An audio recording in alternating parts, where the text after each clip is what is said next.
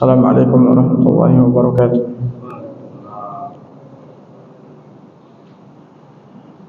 Alhamdulillah, nahmaduhu wa nasta'inuhu wa nastaghfiruh wa na'udzu billahi min shururi anfusina wa sayyiati a'malina. May yahdihillahu fala mudilla lahu wa may yudlil fala hadiya lahu.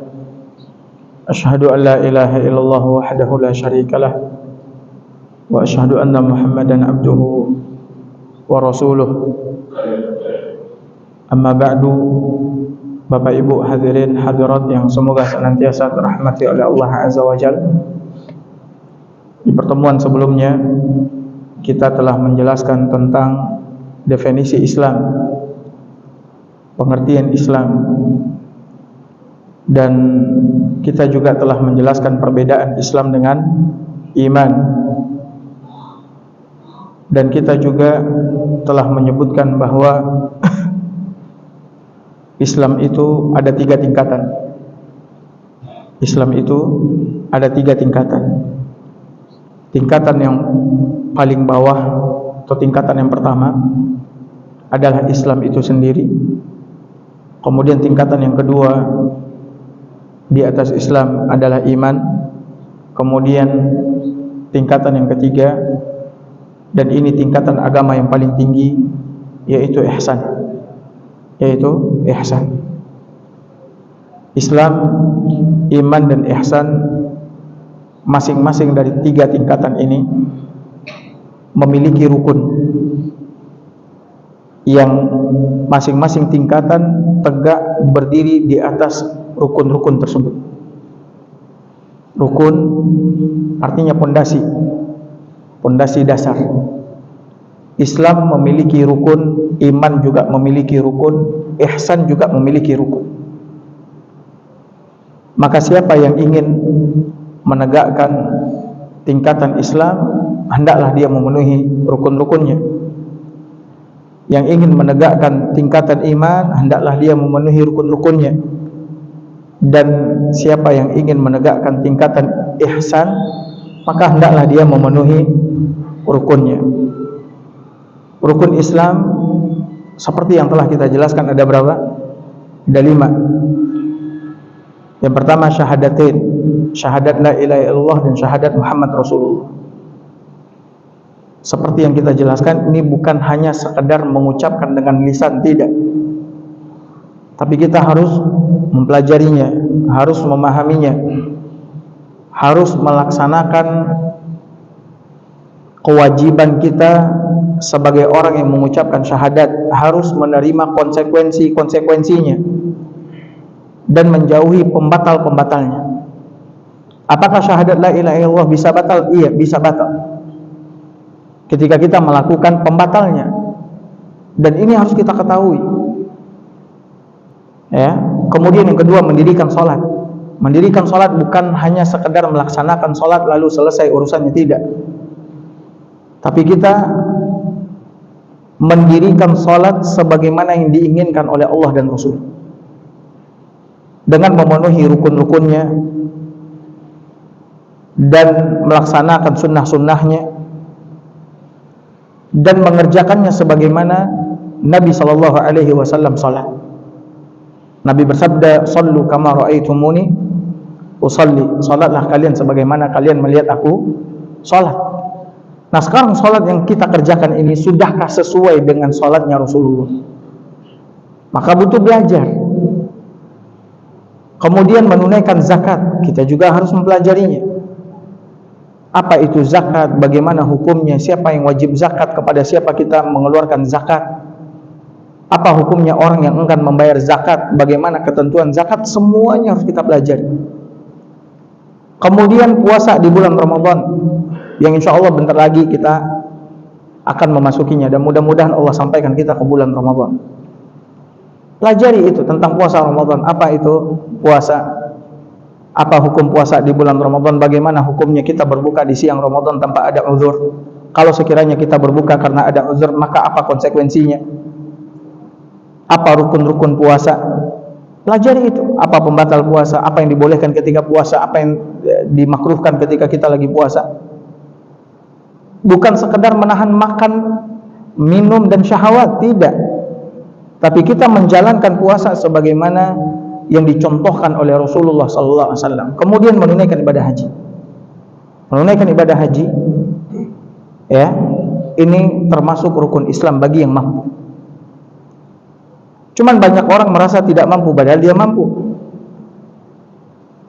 Dan setiap kali ditanyakan, kenapa kau tidak berhaji? Belum ada panggilan. Bukankah kesehatan, harta, waktu luang itu adalah panggilan untuk haji yang seharusnya kau penuhi itu? Lantas panggilan yang mana yang dia maksudkan? Belum ada panggilan. Panggilan malaikat maut, panggilan sakit, baru kau mau haji. Berangkat haji. Biaya haji mahal sekarang, iya. Biaya haji mahal sekarang, iya. Cuman seberapa mahalnya ibadah haji? Kau keluarkan 1 miliar, 2 miliar untuk haji, lalu Allah berikan surga kepadamu. Adakah nilai 1-2 miliar yang kau keluarkan? Ada nilainya. Lalu kau lebih memilih mempertahankan 1-2 miliar ini dengan meninggalkan ibadah haji. Sementara untuk dunia yang fana yang bakal kau tinggalkan, kau rela mengeluarkan miliaran tanpa kau berpikir itu manfaatnya ada atau enggak. Haji udah jelas manfaatnya ada, dia rukun Islam. Tapi banyak orang yang enggak melaksanakan ibadah haji. Ya. Nah, ini rukun Islam, wajib kita pelajari. Ini semuanya wajib kita pelajari. Makanya saya di awal sudah sampaikan, setiap muslim muslimah wajib belajar. Enggak belajar dosa. Belajar ilmu agama ini hukumnya wajib. Cuman seakan-akan ilmu agama ini nggak penting. Dari mana? Dari kecil kita sudah dididik dan diberikan semacam pemahaman ilmu agama ini nggak penting. Karena kita belajar di sekolah itu ilmu agama 2 jam per minggu, 2 jam per minggu. Ilmu dunia berjam-jam kita pelajari setiap hari. Padahal ilmu agama sangat penting dan wajib untuk kita pelajari. Kenapa wajib? Karena mustahil kau bisa beragama dengan baik kalau kau bodoh. Mustahil kau bisa menjalankan syariat agama kalau kau tidak tahu syariat agama yang mana. Mana yang diperintahkan oleh agama, mana yang dilarang oleh agama. Kau nggak belajar. Makanya luangkan waktu untuk belajar. Setiap hari belajar. Saya pernah sampaikan di sini. Di antara target harian, kata saya, target harian muslim muslimah harian nih, wajib pertama belajar ilmu agama. Tiap hari ilmu kita mesti nambah. Jangan dari dulu, dari kita kecil wudhu kita sama ketika kita udah usia 40, 50 udah ubanan sama wudhu kita. Dari dulu kecil sampai kita udah tua, sholat kita sama, nggak ada bedanya. Masih main-main, nggak tahu apa yang dibaca. Kalau dulu waktu kecil kita sholat nggak tahu apa yang kita baca, ya maklum kita masih kecil. Sekarang kita udah tua. Kenapa kita nggak belajar tentang makna bacaan sholat itu, sehingga sholat kita khusyuk? Maka tiap hari mesti belajar, kata saya. Baca Al-Quran tiap hari, walaupun 1 ayat, tiap hari baca. WA nggak pernah bosan kau baca tiap hari, bahkan tiap saat kau baca. Quran nggak pernah kau baca, bahkan hari-harinya berlalu, terbit matahari, tenggelam matahari, Quran nggak dia baca, nggak ada masalah. Kau merasa nggak ada masalah, sebenarnya masalahnya besar. Ruh dan hatimu kering, dan lama-lama dia mati, maka kau tak ubahnya seperti bangkai yang berjalan. Setiap hari belajar. Target harian juga bekerja, bukannya bermalas-malasan mencari rizki yang halal. Target harian memperbaiki ibadah. Tiap hari ibadah kita mesti baik. Nah, itu rukun Islam. Rukun iman ada 6. Iman kepada Allah, iman kepada malaikat, iman kepada kitab, iman kepada Rasul, iman kepada hari kiamat, iman kepada takdir. Kita udah tahu rukun iman ini dari kecil. Kalau saya tanya sekarang, coba jelasin apa makna iman kepada Allah Azza wa Jalla. Banyak yang bingung. Nggak bisa, ya pokoknya iman kepada Allah. Baik, maknanya apa? Maka kita mesti belajar tuh, iman kepada Allah maksudnya apa? Iman kepada malaikat maksudnya apa? Karena kalau kau nggak belajar, bagaimana keimanan itu akan tumbuh dan bercokol di hatimu? Kau nggak belajar. Allah turunkan Al-Quran, Allah utus Rasul untuk menjelaskan agama ini, Islam dan iman dan ihsan itu kepada kita. Tapi sayangnya kita nggak baca Al-Quran. Kita tidak menuntut ilmu agama, kita tidak duduk di majelis ilmu. Kita sibuk dengan aktivitas dunia kita. Kita baru sadar kita udah salah, lalai ketika malaikat maut udah datang berdiri di atas ubun-ubun kita, baru kita sadar. Ketika itu baru kita mengatakan, Rabbi laula akhartani ila ajalin qarib fa asaddaqa wa akum minas salih. Malaikat maut udah berdiri di atas kepala kita, lagi kerja, kita lagi dagang, kita lagi negosiasi, transaksi, baru kita mengatakan, Rabbi, wahai Rabb, tangguhkan sebentar aja, bukan ngelanjutin negosiasi, bukan untuk dagang, bukan untuk bisnis, tapi buat apa? Agar aku bisa mengerjakan amal soleh, agar aku bisa memperbaiki ibadahku, agar aku bisa bertaubat, beristighfar kepada Allah Azza wa Jalla. Pelajari tentang iman. Sedangkan ihsan rukunnya cuma satu. Kau beribadah kepada Allah seolah-olah kau melihatnya. Apa makna kau beribadah kepada Allah seolah-olah kau melihatnya? Kau beribadah dengan ikhlas dan penuh perhatian, seakan-akan kau betul-betul melihat Allah di hadapan. Ketika kau beribadah, kau betul-betul tengah melihat Allah di hadapan. Kalau kita tidak bisa sampai di kedudukan yang tinggi ini, turun ke bawah. Kata Nabi SAW, fa'in lam takun tarah fa'innahu yarah. Kalau kau nggak bisa lihat Allah ketika kau beribadah, maka kau tanamkan keyakinan di hatimu ketika kau lagi beribadah, kau lagi dilihat sama Allah Azza wa Jalla. Ada nggak itu di hati kita, keyakinan itu, perasaan itu? Ketika kita lagi sholat, malu kita main-main sholat, malu kita lagi sholat mikirin usaha kita, mikirin dunia kita, mikirin pekerjaan kita, malu kita. Jangan dikira Allah nggak tahu apa isi hati kita, jangan dikira Allah nggak tahu apa isi pikiran kita. Kita ini diciptain sama Allah, Allah tahu apa yang dia ciptain. Makanya dalam Al-Quran apa kata Allah Azza wa Jalla? Ala ya'lam man khalaq wa huwa al-latiful khabir. Pantaskah yang menciptakan nggak tahu dengan apa yang diciptain? Mustahil. Mustahil. Allah yang ciptain kita, Allah yang paling tahu tentang kita. Allah tahu isi hati kita, Allah tahu mata kita khianat, Allah tahu pikiran kita, Allah tahu keinginan, semuanya diketahui oleh Allah Azza wa Jalla. Karena apa? Karena Dia adalah pencipta kita. Maka ayo, udah berapa lama kita Islam? Kita Islam dari kecil, kita Islam. Alhamdulillah kita lahir dari orang tua yang apa? Islam. Kebayang kalau kita lahir nggak dari orang tua yang Islam, yang tidak ruku dan sujud kepada Allah Azza wa Jalla. Sebutkan sama saya, jaminannya mana sebelum mati kita bisa dapatkan hidayah Islam, lalu kita mati di atas Islam? Nggak ada jaminan. Banyak orang di luar sana lahir dari orang tua yang menyembah patung, yang menyembah berhala, yang menyembah ini, itu dan sebagainya. Nggak ada jaminan. Bahkan mereka kebanyakannya mati dalam keadaan keyakinan seperti itu. Dan Allah Subhanahu wa Ta'ala telah mengatakan dalam Al-Quran, innal ladzina kafaru min ahli kitabi wal musyrikin fi nari jahannam khalidina fiha ulaika hum syarrul bariyah. Sesungguhnya orang-orang kafir. Orang kafir ini berarti orang yang tidak apa? Beriman. Lawan kafir apa? Lawan kafir apa? Iman. Sungguhnya orang-orang kafir berarti orang yang tidak beriman. Dari kalangan ahlul kitab. Ahlul kitab siapa? Yahudi dan Nasrani. Wal musyrikin, dan orang-orang musyrik yang beribadah kepada selain Allah Azza wa Jalla. Apa saja yang disembah selain daripada Allah Azza wa Jalla, maka itu adalah kesyirikan. Kalau mereka semua ini mati dalam keadaan kafir, mati dalam keadaan musyrik, apa kata Allah? Fi nari jahannam.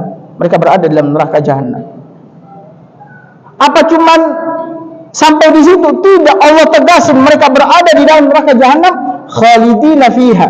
Mereka kekal selama-lamanya di situ, nggak akan pernah keluar. Orang Islam, seberapapun banyaknya dosa yang dia kerjakan, selama dosa itu tidak mengeluarkannya dari Islam, kesudahannya masuk ke mana? Ke surga. Maka mati dalam keadaan Islam, sekalipun banyak dosa yang tidak mengeluarkannya dari Islam, itu jauh lebih baik daripada mati dalam keadaan kafir ataupun musyrik. Tapi siapa di antara kita yang berangan-angan transit dulu di neraka, habis itu masuk ke mana? Nggak ada. Kita semua berharap semoga kita langsung masuk ke surga, nggak mampir dulu ke neraka, karena kita nggak bakal kuat masuk ke dalam neraka. Saya, Bapak Ibu, kita nggak bakal kuat masuk ke dalam neraka, karena neraka itu siksaannya alim, pedih. Neraka itu siksaannya syadid, berat. Nggak bakal kuat kita. Allah katakan mereka berada di dalam neraka jahanam khalidina fiha. Maka oleh karena itu Bapak Ibu sekalian, apalagi di zaman sekarang, perkuat agama. Kenapa? Banyak orang yang bentar-bentar murtad. Dan Nabi ternyata 14 abad tahun yang lalu udah ngabarin bahwa akan datang masa di mana orang paginya beriman, sorenya apa? Kafir. Sorenya beriman, paginya apa? Kafir. Sekarang lihat, orang jual agama sekarang. Padahal yang paling berharga, bahkan lebih berharga daripada dunia beserta isinya adalah agama, cuman menjadi sesuatu yang paling hina, yang paling murah bagi orang hari ini. Kenapa? Karena dia bodoh tentang agama. Iya, demi agama, demi dunia, kesenangan dunia yang fana, dia jual agamanya. Dia rela melakukan transaksi riba. Demi dunia, dia rela nipu orang. Demi dunia, dia rela ngelakuin zina. Demi dunia, dia rela murtad. Padahal orang dulu demi agama, dia rela tubuhnya dibagi dua. Tubuhnya dibagi dua, ditaruh gergaji besar di tengah kepalanya, lalu digergajikan, lalu terbagi dua tubuhnya. Mereka rela dulu demi agama, tubuhnya disisir dengan sisir dari besi. Mereka mati di atas agama yang hak. Demi agama, orang dulu rela dimasukkan ke dalam parit yang menyala api besar, ashabul ukhdud. Dimasukkan, dia, keluarganya, istrinya, anaknya, semuanya dilemparkan ke dalam parit. Demi apa itu? Sekarang orang demi dunia dia jual agamanya. Nah, kenapa bisa demikian? Karena nggak belajar, imannya lemah, Islamnya juga lemah. Maka apalagi baginya syahwat perut dan syahwat kemaluan udah terpenuhi, itu udah selesai. Ya subhanallah. Nabi mengatakan badiru bil amali fitana, segerakan amal soleh, kata Nabi, sebelum datang fitnah yang menghalangi kalian untuk beramal. Sekarang fitnah udah banyak yang ngalangin orang untuk beramal. Sehingga apa kata Nabi SAW? Ketika fitnah itu telah menumpuk, lihat bahayanya. Kata Nabi SAW, yusbihur rajul mu'mina wa yumsi kafira, wa yumsi mu'mina wa yusbihu kafira. Paginya seseorang masih beriman. Nih, karena fitnah udah luar biasa, fitnah dunia. Lihat orang nyari dunia gila-gilaan sekarang. Nggak sholat, nggak ini, nggak itu, udah rela, udah nyari dunia itu semua. Ya, paginya kata Nabi, dia beriman, sorenya kafir. Sorenya beriman, paginya kafir. Kenapa? Ya bi'ubinahu bi'aradi minad dunia. Dijual agamanya di dunia. Padahal dunia bakal kita tinggalkan. Tidakkah kita lihat orang tua kita udah meninggal, keluarga kita udah meninggal, yang menunjukkan apa? Dunia ini bukan tempat keabadian, bukan tempat tinggal. Dunia tempat persinggahan. Tempat tinggal yang sebenarnya di mana? Di akhirat. Allah menyebutkan dalam Al-Quran, wa innad daral akhirata lahiyal hayawan. Sesungguhnya kehidupan akhirat itulah kehidupan yang sebenarnya. Nggak ada mati lagi di akhirat. Ada lagi mati di akhirat. Setelah Allah bangkitkan kita, Allah hidupkan kita, nggak ada lagi mati. Ustaz, orang diazab di neraka nggak mati? Iya, nggak mati. Sekeras apapun, seberat apapun siksaan azab di dalam neraka, nggak bakal bikin dia mati. Walaupun penghuni neraka minta sama Allah, Robbi, matiin aja kami udah. Kalau mati enak banget, berarti dia nggak ngerasain lagi. Maka oleh karena itu, pelajari tentang Islam. Berikan waktu untuk baca Al-Quran, walaupun satu ayat. Berikan waktu untuk baca hadis. luangkan waktu untuk duduk di majlis ilmu, walaupun sekali seminggu.